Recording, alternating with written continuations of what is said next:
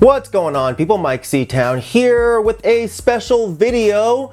Today we are going to be talking about one of my all-time favorite metal albums, and that is Mayhem's De Mysteriis Dom Sathanas. Today is the birthday of this album, which was released on May 24th, 1994. 25 years ago, you guys. I saw people posting about this yesterday, wishing it a happy birthday, but everything that I've known and everything that I saw said it came out today. So whatever, if I'm a day late, that's fine too, but yeah, anyways, let's get into it, man. For the purpose of this video, I'm not going to be talking about all of the controversy surrounding the writing, recording, and release of this album, even though many will say that the story is inseparable from the music itself, which I agree to a degree, but I just don't feel the need to spend my time making another video talking about stories that all of us have heard a million times over. And if you don't know what I'm talking about, just go Google it. But yeah, 1994, I was still in high school, and this record was released about a year before I started listening to black metal.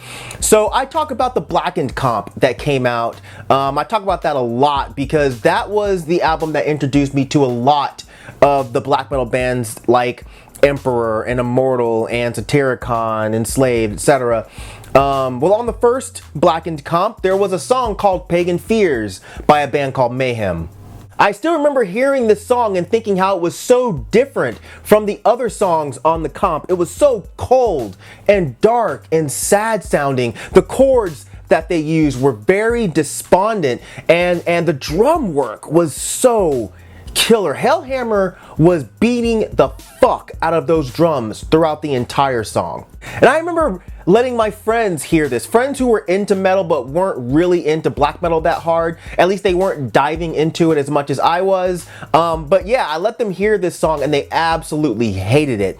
What they hated so much about it was Attila's vocals. But the funny thing is, the vocals were exactly what sucked me in. Sure, his vocals weren't retched or screamed the way other black metal bands were doing. They were more snarled in this really weird tone, something that no other black metal band had done at the time, and fuck, it was so good to me. So I remember I ordered this CD as soon as I could, and I was so excited when it showed up. I put it on and I sat back, and I just remember absorbing this album. And from the moment it started with those pounding drums and the riff for Funeral Fog, I was in love with it, especially the part at the beginning where the drums kind of drop out and then it does that roll and then it comes back in and then the vocals, oh, it's just so good.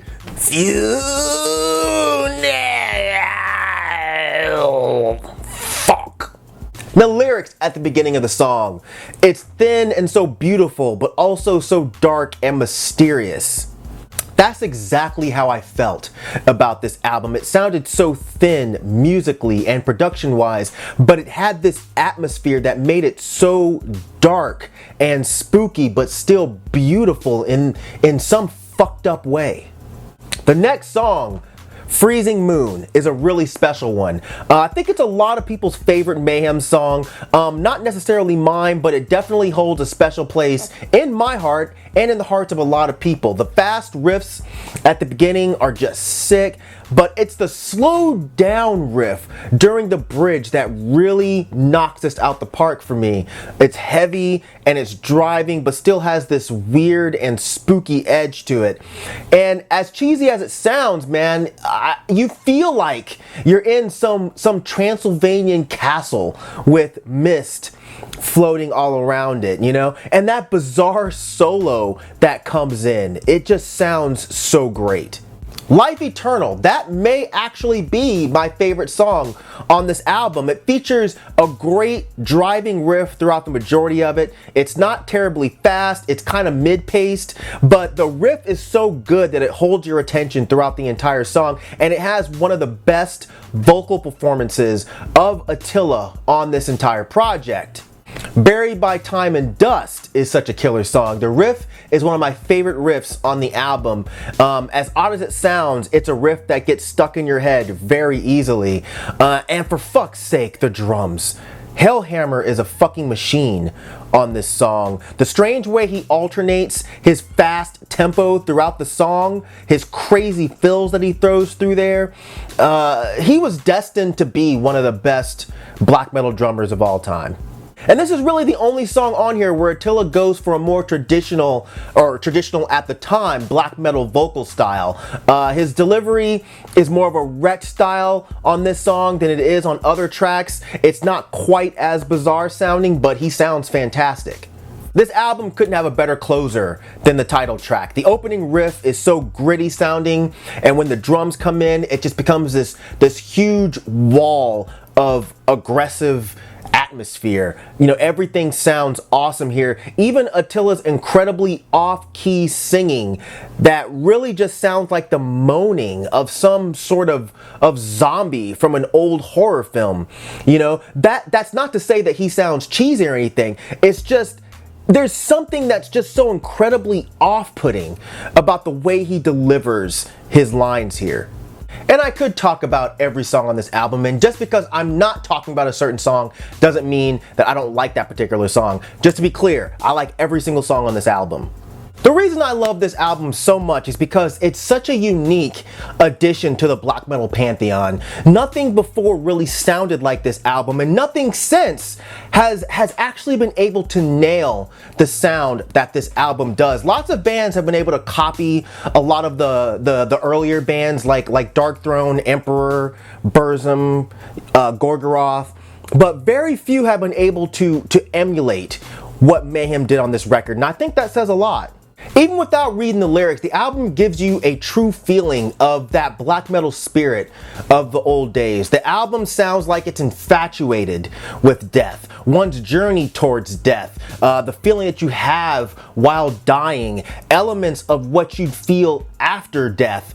The primitive writing on this album really exemplifies what a lot of us thought black metal was in the mid to late 90s. Dark, raw, ugly, creepy.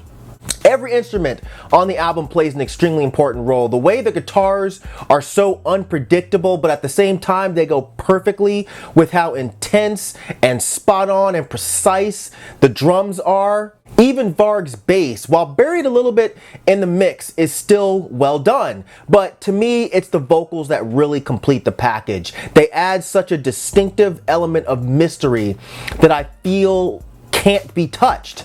And the production here is just perfect. It's muddy, but not to the point of sacrificing clarity. The haze that's laid over the songs is just another layer to the dark and shadowy ambiance that this album has. The band has changed a lot since releasing this album 25 years ago, for better or for worse. You know, they've come a long way since dropping this album, but I think you'd be hard pressed to find a black metal fan that denies the importance of this record. And no matter how many albums Mayhem releases, until the day I die, this will always be the first album that comes to mind when I think of Mayhem. This cold, aggressive, scary, beautiful masterpiece of an album. As I said in the beginning, I'm not going to get deep into the drama around this album, but I do want to touch on how I feel like the movies that came out in recent years have ruined the mystique of this album a bit. I've talked about this at length before, but I'm an old man, and when I was discovering a lot of this music, there was no active internet, not like there is today. So most of what you heard about these bands was word of mouth or rumors that you'd read here and there, but nothing really concrete, at least not where I lived. And so upon first hearing this album, you really felt like you were listening to something special, something that was so different, something that was so evil that you really couldn't process it. You know, it's hard to explain. But I say all that to say that I think it's really lame how I hear kids today that are just kind of making fun of this album. It's corny, it's cheesy, it's stupid. You know, I'm not arguing that you're not allowed to not like it. You know, enjoyment of music is completely subjective, and I'm not one of those internet dorks that gets pissed off if you don't like something that I do.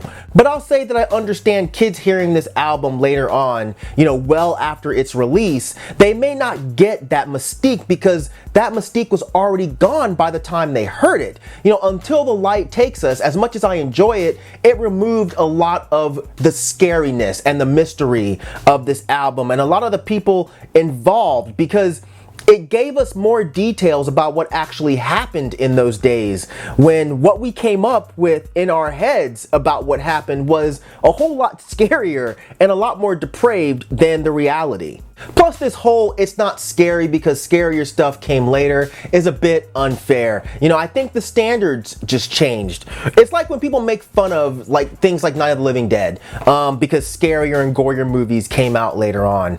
The standards when Night of the Living Dead came out and when this album came out were just plain different. You know, this was scary when it came out, and I wish people could take things into consideration when making judgment calls on art. If you don't like it, that's perfectly fine, but understand that the time period that something came out, as well as the circumstances surrounding its release, do have an effect on how it's consumed and processed. And just because you weren't a part of that time period and because you have no respect for those circumstances, that doesn't mean that you have to dismiss the art itself.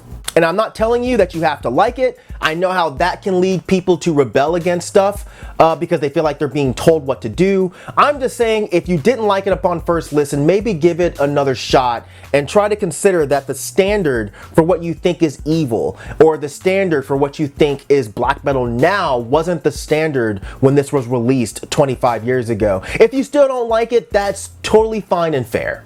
But for the rest of us, I don't think I'm exaggerating when I say that this is an absolute gem of the black metal scene, and I don't think that black metal would be the same had it not been for this album, and I'm more than happy to wish it a happy birthday. So that's it for this video. Let me know what you guys think. Let me know what you guys think of this album. And if you want to, we can even talk about Mayhem's whole career if you want to down there in the comment sections. And yeah, don't worry. I am going to get back to doing What Do You Want to Know videos, as well as Backpack Classics and all that good stuff. But I had to get this out. All right. So yeah, as usual, thank you for living. Thank you for loving. Thank you for being you. And I'll see you guys next time. All right. Peace out, boy.